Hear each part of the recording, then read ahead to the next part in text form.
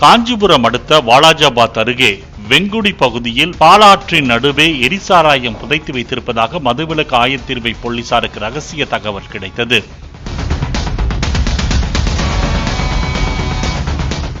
தொடர்ந்து உதவி ஆய்வாளர் சந்திரசேகர் தலைமையில் 5 பேர் கொண்ட குழு இரவில் டார்ச் லைட் உதவியுடன் பாலாற்றில் சோதனை செய்தனர்.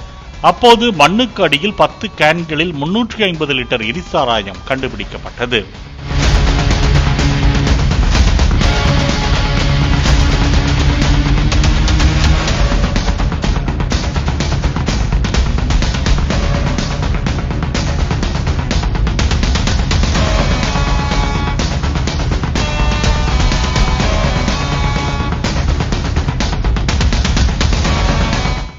இச்சம்பவம் குறித்து மதுவிலக்கு போலீசார் வழக்கு பதிவு செய்து விசாரணை செய்து வாலாஜாபாத் அருகே வெங்குடி பகுதியை சேர்ந்த பிரபல பெண் சாராய வியாபாரி கலையரசி என்பவரை கைது செய்தனர்.